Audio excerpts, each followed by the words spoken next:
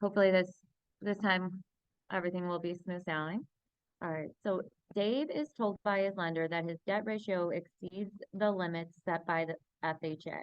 Dave was hoping to get financing through the FHA because he has only 5% to put down.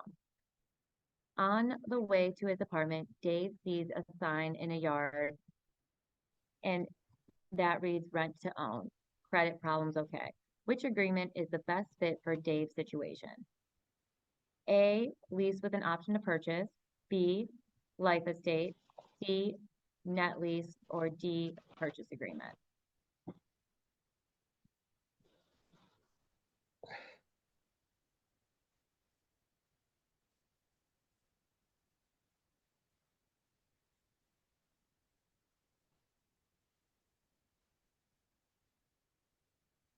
Okay, and A is correct. Good job. So the best option would be lease with an option to purchase. So we may not have enough money now, but at least he could lease the property with an option to purchase later on. Okay, next question. Adam and Jenny enter into an agreement wherein Adam will buy Jenny's house at the asking price if Jenny will install a new roof, and if Adam can qualify for a loan sufficient to cover the purchase.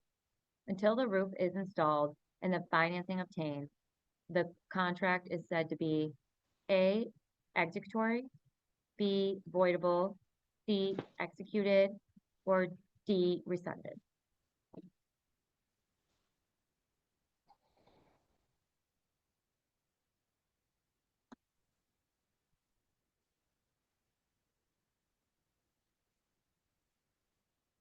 What about B? Oh, actually, that was B too. So it is actually A. So an executory contract is one in which the parties have agreed to the terms, but conditions still remain to be fulfilled by the parties. Okay, so if there still needs to be something that needs to be done that hasn't been, that would be the situation where the voidable contract is one that may be rescinded.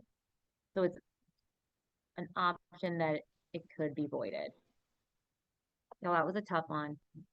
But basically, if both parties are in agreement that the roof needs to be repaired before the contract is fulfilled, then it's executory contract. Voidable is if there's something in place that can make the contract void. Okay, next question. Walton decides to sell his cabin on the lake and offers it in a letter to his regular postman, Bill, at a price of $5,000. The next day, Walton receives a note from a neighbor and a close friend of the postman who says, I accept your offer. Is Walton obligated to sell to the neighbor? A, no, because no licensed agent was No. involved. B, yes, because both the offer and the acceptance were in writing. C, no, because only the offeree can accept an offer. Or D, yes, because the acceptance was within 3 days. B.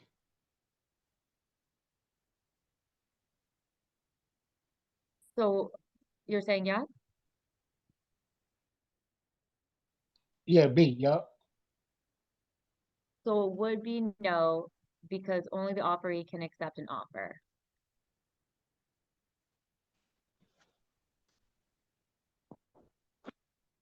And no one but the offeree can accept the offer, so the acceptance by the neighbor would not be valid. It would need to be accepted by the person who would purchase the property. So a neighbor can't have say in it. They did poorly word that though. Oh, that was wrong? Okay, so which would a buyer B was incorrect. hmm The correct answer was no, because the Oh, offeree okay. is 'Cause the I only had one. that first. No. Yeah, that's what I thought I heard. So it is no. Okay, next question. Which would a buyer prefer? Land installment contract or purchase money mortgage? A, either as both convey legal title, B, land installment contract, C, purchase money contract, or D, either as both convey equitable title.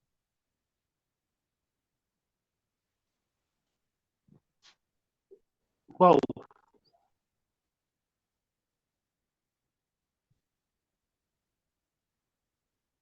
Either as both convey legal title or either as both convey equitable title.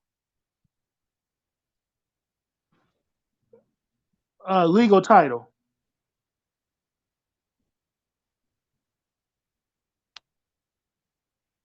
All right, so A. And so this one, a buyer would prefer a purchase money mortgage. And in this agreement, the buyer receives the deed to the property on the day of closing. So a purchase money mortgage, the buyer receives the deed to the property on the day of closing. In a land installment contract, the buyer does not receive the deed until buyer's is made.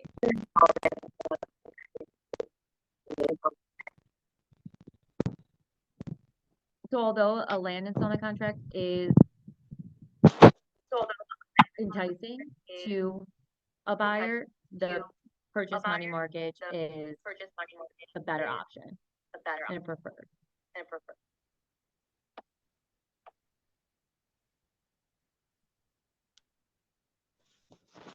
Right. Lauren receives an offer on her property and makes a counter offer. Meanwhile, another offer comes in from another broker. The listing is A, active, B, withdrawn, C, pending, D, contingent.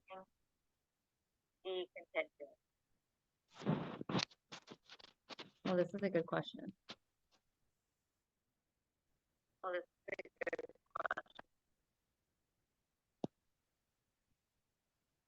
We say A, active,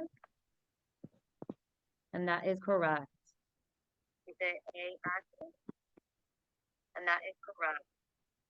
So in this case, the property is still active, so offers could continue coming in. Lauren has a counter offer out there, but that doesn't mean that other offers can't come in.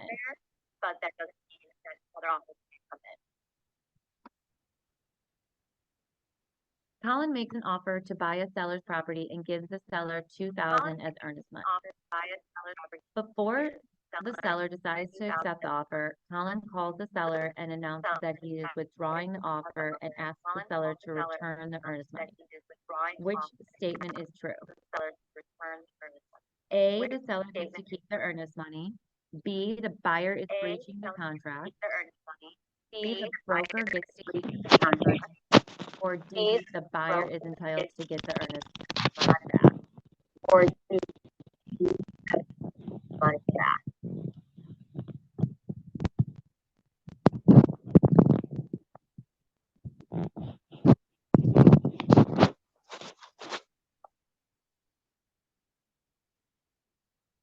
Right, we're gonna say D. And D is correct.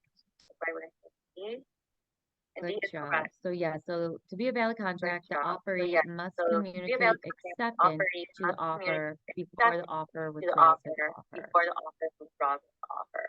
In this case, no communication of acceptance, and the buyer was free to withdraw the offer in time. All right, Melissa went to the dry cleaner and dropped off her good wool coat to be cleaned. When Melissa and the dry cleaning operation had just entered into which type of contract? Is that A, executed, B, completed, C, implied, or D, unilateral?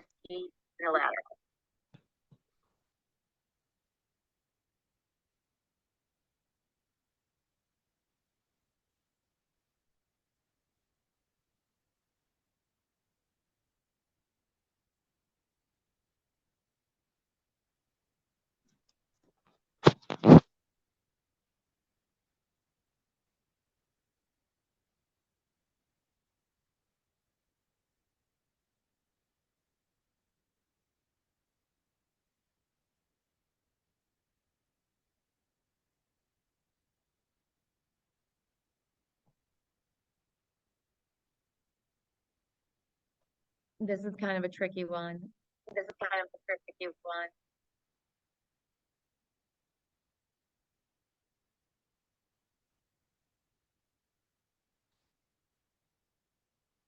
Any guesses? Any guesses?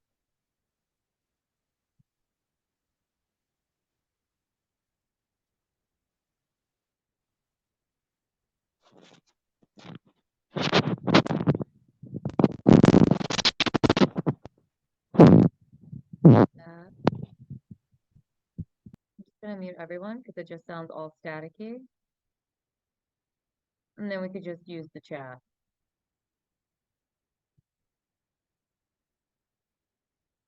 So the correct answer is an implied contract, is an agreement that has not been put into words, but as terms applied by the action of the parties. So if you go to drop off your wool coat at the dry cleaner, it's just implied once the dry cleaner accepts it that they're going to clean it for you and you'll just come back to pick it up. Okay. An option agreement is A, unilateral contract, B, bilateral contract, C, both a bilateral contract and a unilateral contract, or D, neither a bilateral contract nor unilateral contract. Sorry, since my service is weird, I'm just gonna use the chat so that everybody can hear me. So feel free to put your responses in the chat.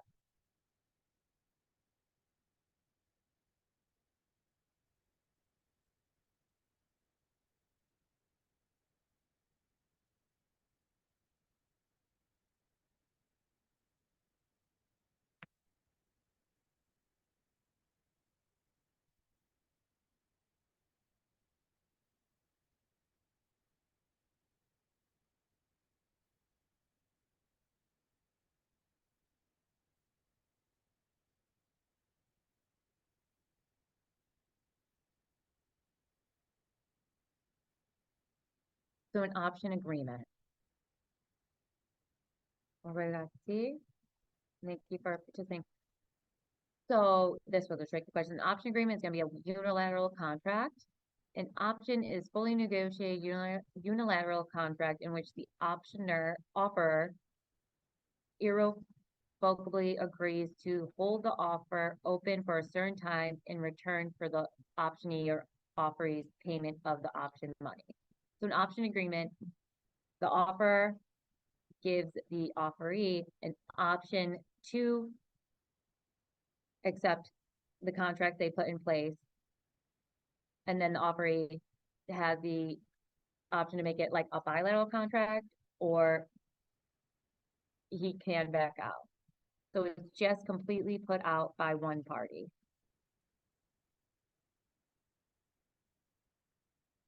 So option agreement equals unilateral contract.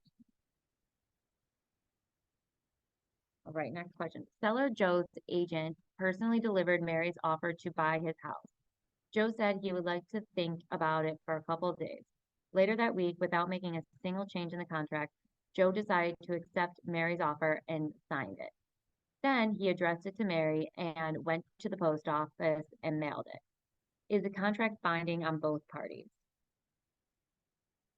A, yes, because Joe sent it to Mary in the mail. B, no, because Joe didn't give it back to his agent. C, no, because Mary hadn't received it from her agent. Or D, yes, because all that was required was Joe's signature.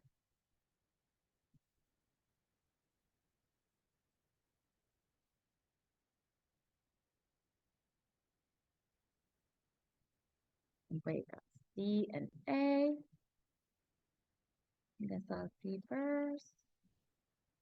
And so it would be a legitimate offer because Joe sent it to Mary in the mail. So the mailbox rule says that when an acceptance isn't communicated directly, either in person or over the phone, it is effective as soon as it is placed in the mail to the offerer, even though the offerer has not received it yet. Wow, this was tricky. I actually did not know this rule. The mailbox rule applies only to acceptance, not to revocations. So revocations are not effective until they are actually received by the offeree. Oh, I did not know there's a mailbox rule. Hopefully no one comes across this. This is definitely outdated question.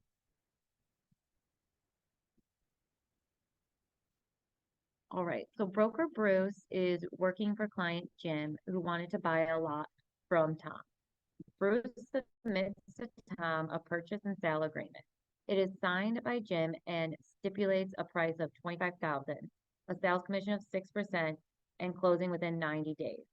Tom accepts the price, changes the commission rate to 5%, the closing period to 45 days, initials the changes, then signs and returns the contract to broker Bruce, who gives it to Jim. Is the contract valid? A, no, the broker's commission is non-negotiable.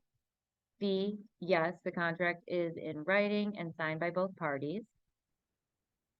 C, no, there is no meeting of the minds. D, yes, Tom initialed his changes.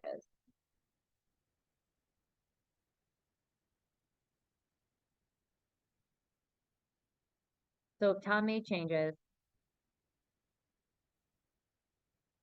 what would the next steps be when he returned the changes back to broker Bruce?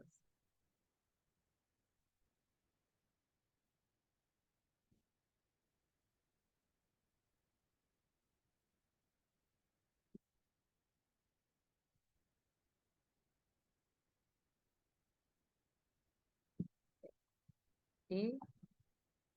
So it would be no. There was no meeting of the minds. So since Tom made changes and initialed by his changes, we would need Jim to also initial where the changes were made. So there was no meeting of the minds. Acceptance must not vary the terms of the offer. When Tom failed to accept Jim's original offer as submitted, he effectively rejected it and Jim's offer became void. When Tom altered the terms, initialed his changes, and then he sent it back to Jim, it became a new offer or a counteroffer. If Jim had signed and initialed Tom's version, then it would be a valid contract.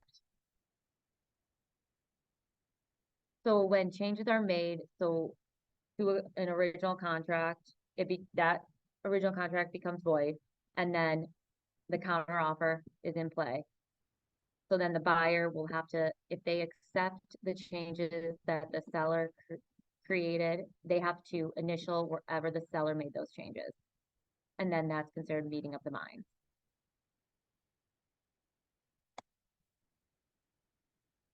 All right.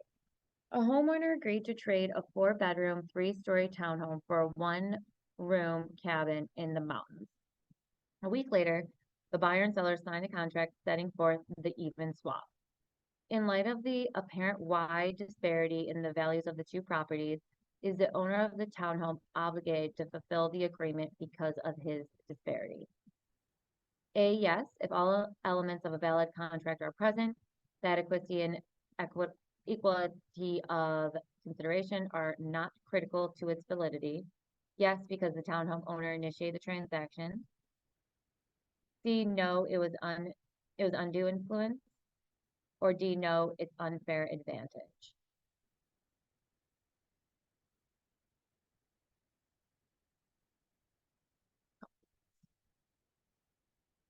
Very wordy question.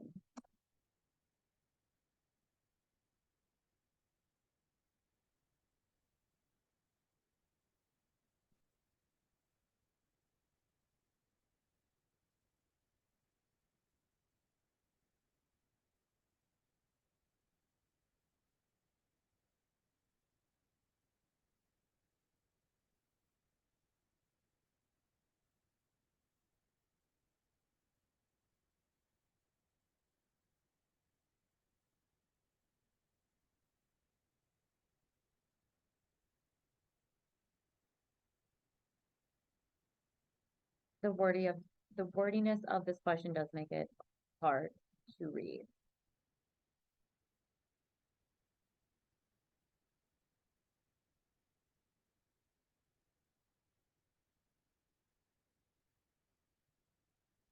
Any guesses?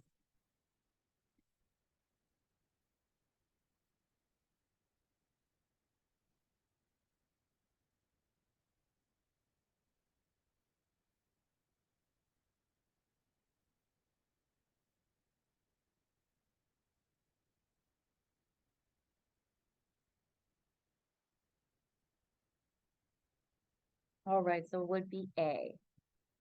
So the adequacy or value of the consideration that one party gives to the other does not have to equal what the other party gives in order to make it a binding contract.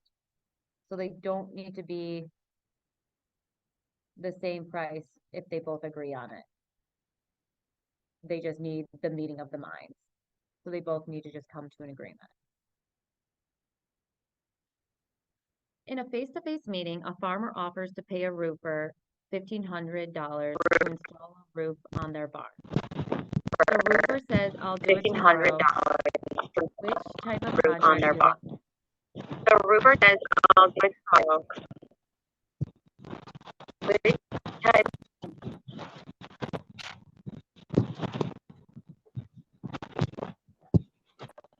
Mama, Everybody feel free to Get our put blue your can. questions in the,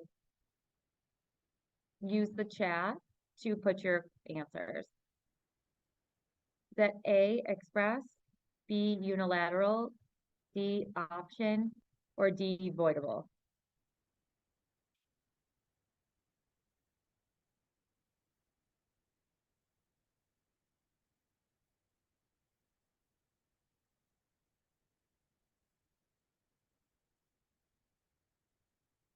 Then we're going to use the chat to put all of our questions or all of our responses.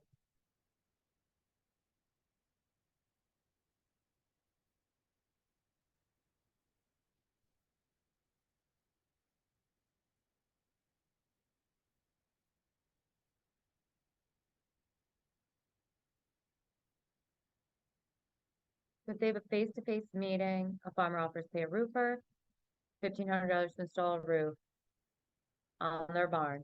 The roofer says, I'll do it tomorrow. Which type of contract do they have?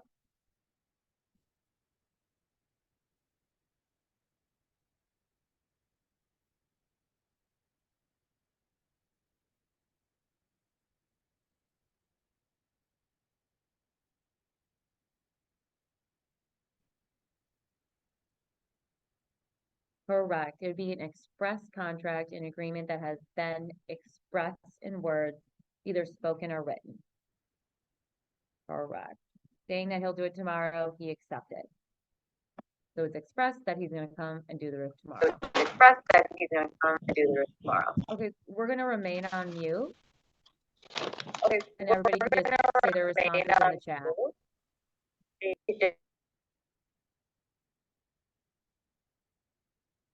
Listing agent Jill notifies the client that she is bringing her an offer to consider from an MLS agent. On the way to the client's house, Jill receives a call from a buyer with whom she has an agency relationship. The buyer wants to see the listing and she agrees to meet him at the house. The potential buyer wants to make an offer and asks Jill to suggest a price that would be good to offer. Jill looks at the offer sent by the MLS agent and suggests that the buyer offer $500 more than the other agent's offer. Which statement is true? A, the listing agent has nothing to worry about. B, the broker would be proud of the listing agent. C, the listing agent did exactly the right thing for her client. Or D, when acting as a dual agent, the salesperson cannot suggest or recommend specific terms.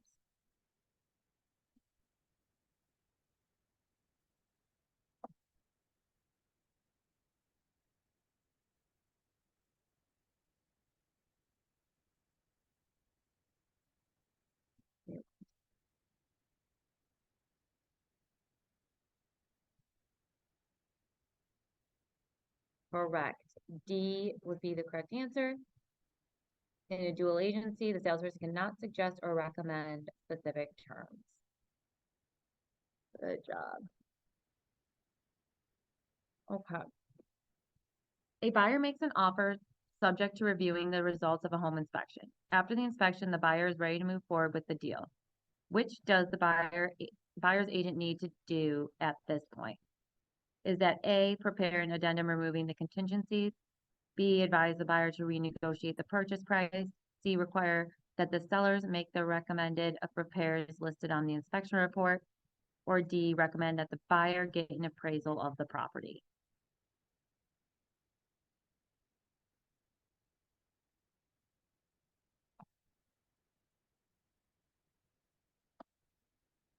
Exciting times when the inspections come back and the buyer still wants to move forward.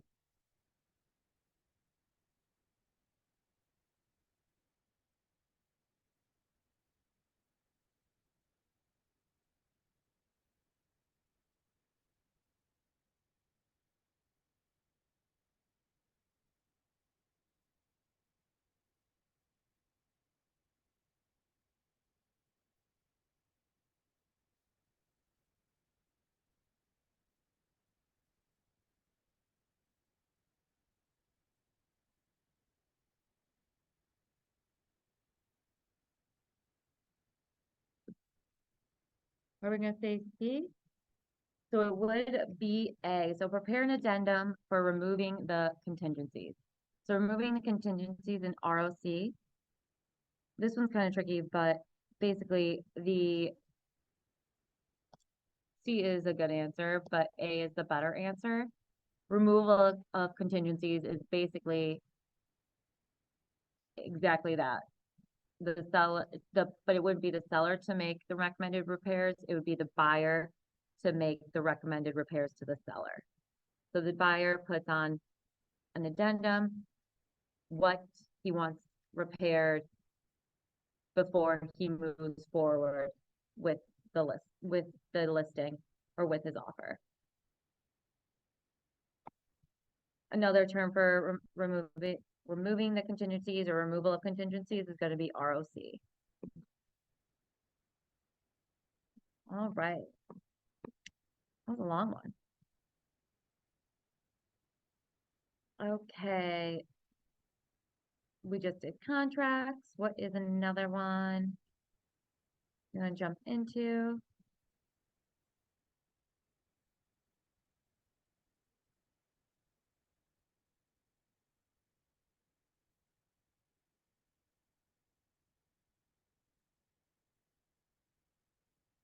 Do practice of real estate.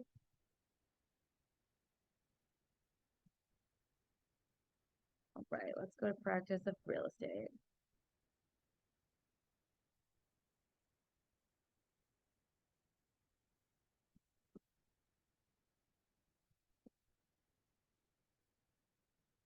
An illegal act that encourages homeowners to sell their property because minorities are moving into the neighborhood is called A, redlining, B, blockbustering, C, panic buying, D, steering.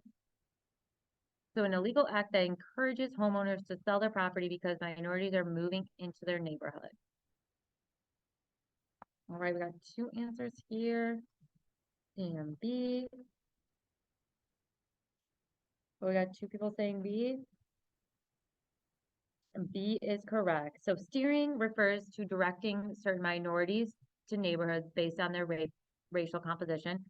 So it was tricky. So they both are similar, but blockbusting is known as also panic selling or panic peddling. So whereby sellers are encouraged to sell their properties because minorities are moving into the neighborhood. It's going to be blockbusting, and steering is telling neighbors to direct them into a certain neighborhood. And then redlining is the discriminatory business practice of banks and insurance companies. Yeah, so definitely knowing these will help you on the exam. When a buyer asks an agent what form of co-ownership they and their spouse should take, the agent should A, recommend joint and survivorship since it avoids probate. B, recommend tenancy by the entireties. C, recommend a tenancy in common. D, not make a recommendation.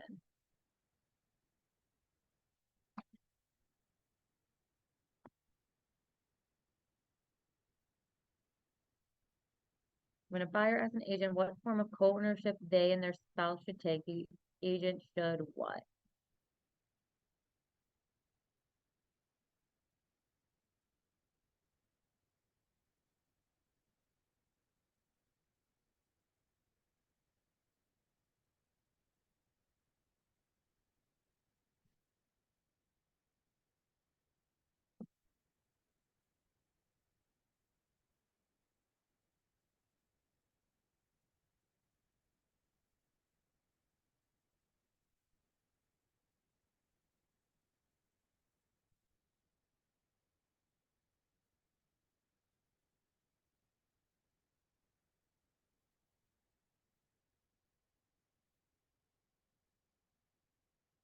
We're gonna say D. And D is correct. Good job. The sales agent should not make any recommendations because they would be committing the unauthorized practice of law. It is not up to us to make the decision on our client's behalf. The client should discuss it with their spouse. All right. Potential buyers believe that they have been discriminated against because of their race. Which option is available to the buyers under the Federal Fair Housing Act? Is that A, file a complaint with the Federal Trade Commission, B, file a lawsuit in a municipal court within 30 days, C, file a lawsuit within 2 years and file a complaint with the Office of Equal Opportunity HUD within 1 year, or D, complain to the Office of Federal Housing Administration? Similar questions are going to be like this on your exam.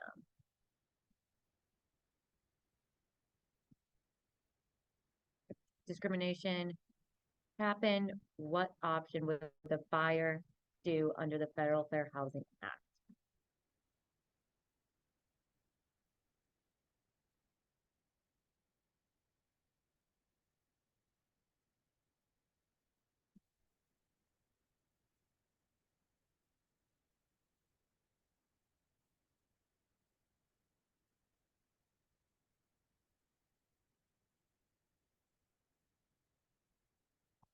C? And C is correct. Good job. File a lawsuit within 2 years and file a complaint with the Office of Equal Opportunity HUD within 1 year. All right. John is charged with violation of the Civil Rights Act of 1866 because he discriminated against a woman while showing her a house. Which statement is true? Is that A, John is not guilty of unlawful discrimination, B, John is in violation only if he advises that the property is not available to women, C, John is guilty of discrimination, D, John may be charged in the state court with violation of the Civil Rights Act of 1866.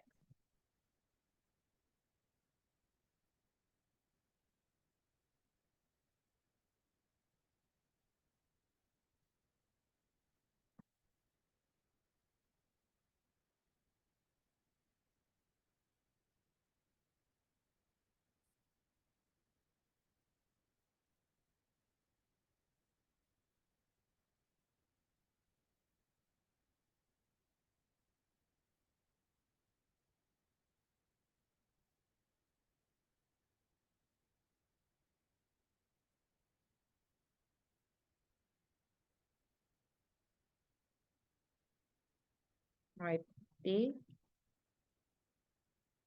And so it is A. Oh, actually, this was a tough one. John is not guilty of unlawful discrimination. Civil Rights Act of 1866 does not cover gender discrimination. It prohibits discrimination based on race and color. Oh, that was a tricky one. I also thought it was going to either be B or D, but the Civil Rights Act does not cover gender, but it does cover race and color only.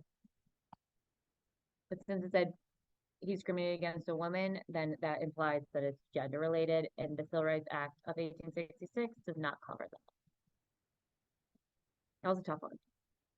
Many states have imposed the canons of ethics, and the Board of Realtors promulgated the Code of Ethics in order to A, generate revenue, B, keep part-timers out of the business, C, reduce the number of agents entering the profession, D, ensure professionalism in the practice of real estate.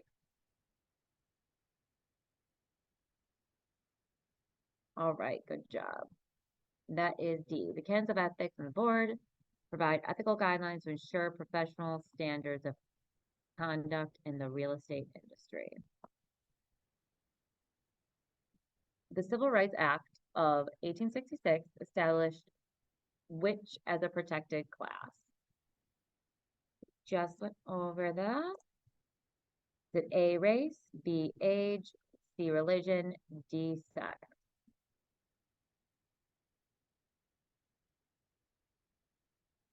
Good job. Yes. So the Civil Rights Act of 1866 covers race. And I like that in the explanation they give you details of sex and religion are part of the Federal Fair Housing Act, and only the Equal Credit Opportunity Act prohibits discrimination based on age. If the sale or rental of a house, a sales agent discriminates against an individual because of religion, the agent may be charged with discrimination under which statute. So like I just wrote in the description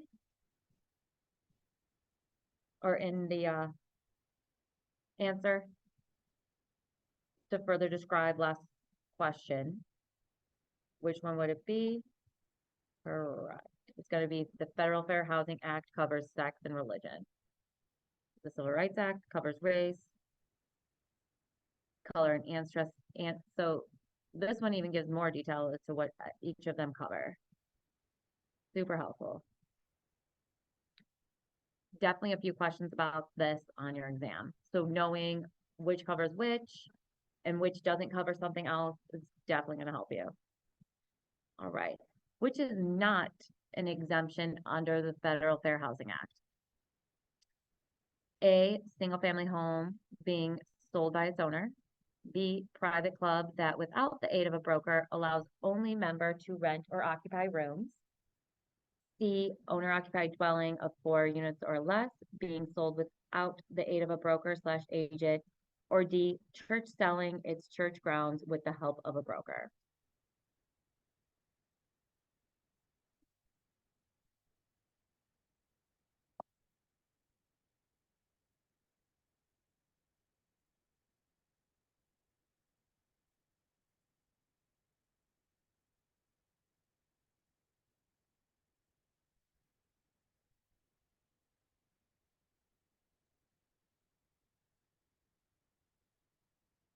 This one is kind of tricky because they use not as an exemption under the Federal Fair Housing Act.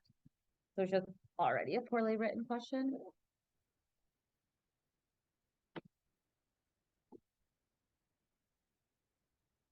I know a lot of them suggest that you cover the word not and then figure out from there. All right, C. So it would be D. So an exemption only if the property is for sale by owner. The sale of a church property exempt only if no broker is involved.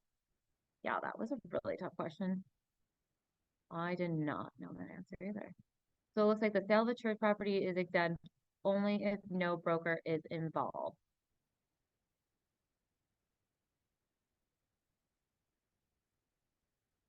So an exemption exists only if the property is for sale by owner. Okay. So when you see exemption, so they just tried to trick you by putting exemption in here, but it wouldn't apply at all to this because it needs to be for sale by owner.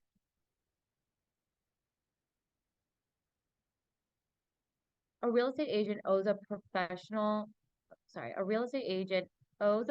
responsibility to the public to A, disclose a client's confidential information, B, file income taxes in a timely manner, C, treat all parties to a transaction honestly and fairly, D, record deeds from transactions in which they are involved.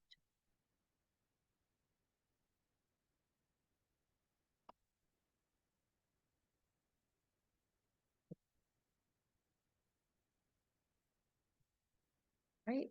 C is correct. The sales agent treats all parties to a transaction honestly and fairly. Good job.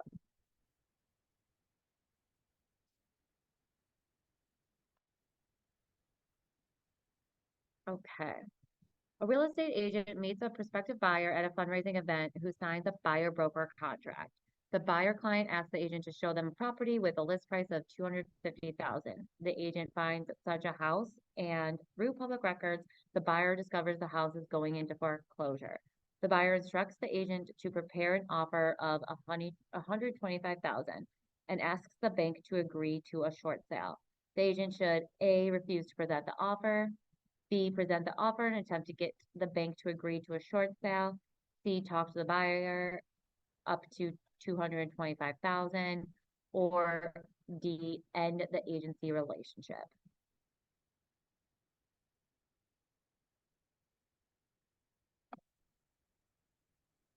All right, it's B, and B is correct. Good job. So under the terms of a buyer broker contract, the agent has a duty to get the buyer the price and the best terms as possible. So the buyer did their due diligence on the property. We would do the same for them. Good job. Which law mandates how much a real estate broker can charge for commission? Is that A, there are no such laws, as this would be violation of the Sherman Antitrust Act. B, state law. C, federal law. D, city ordinance.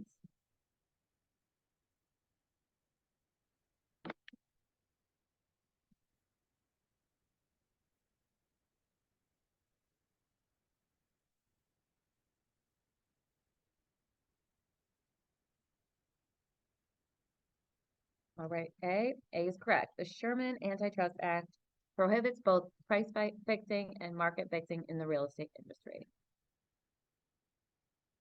Good call. Next question. Which type of contract would a real estate agent lawfully create from scratch? Is that A, real estate purchase agreement, B, a lease, C, a land contract, or D, none of these answers? So which type of contract could a real estate agent lawfully create from scratch?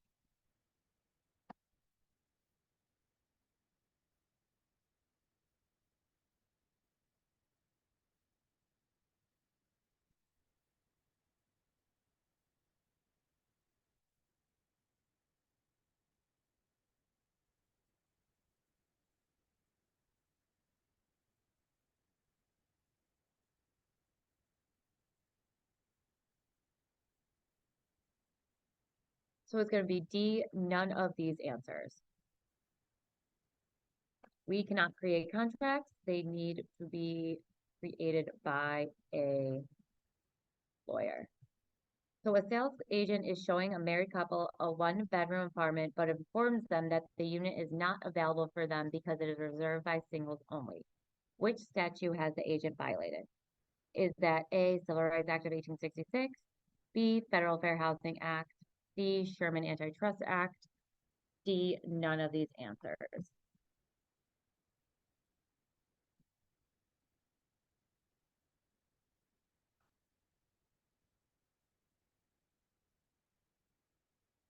So this was a tricky one, but it would be none of these answers because marital status is not protected by any of the fair housing statutes. Familial status, which involves discrimination against people with children, is protected by fair housing statutes. The Civil Rights Act prohibits racial discrimination only. So marital status is not protected by any fair housing statute. This is a tricky one, and I think I remember this on my exam. I also thought marital status was protected, but it is not. Only children. Okay, so which could a real estate agent lawfully prepare? A, none of these answers. B, a land contract. C, lease with option. D, general warranty deed. This is tricky.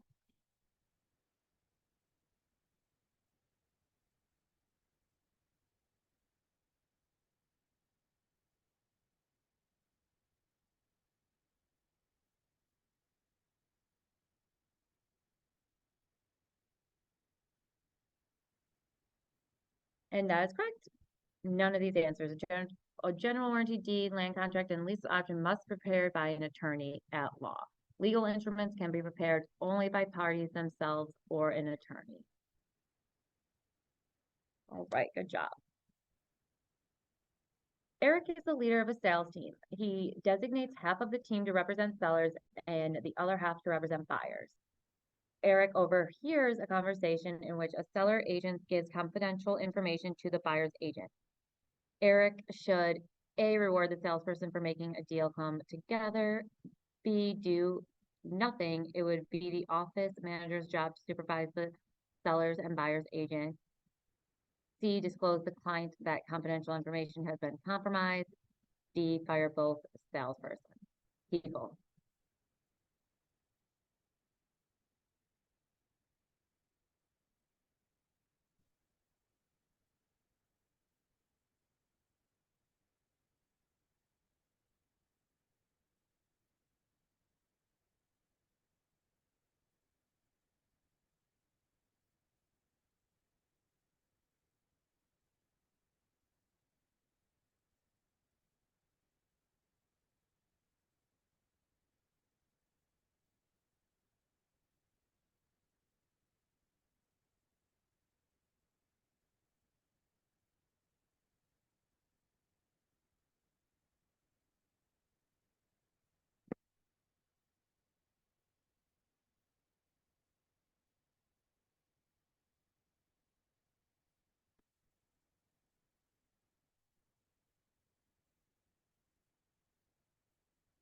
Fire both salespeople.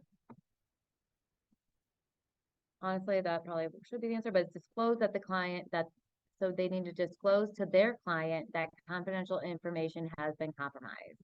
They don't need to say by who, but they need to just let their clients know that their information has been compromised. And then they probably should fire both salespeople.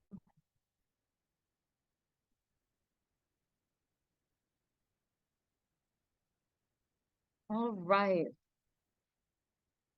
Thanks so much for hopping on tonight, guys. Again, I'll just quickly drop my random study guide into the chat.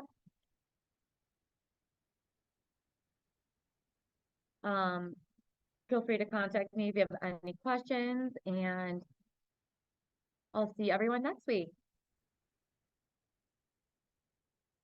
Thanks everyone for participating. Enjoy the nice weather. Bye.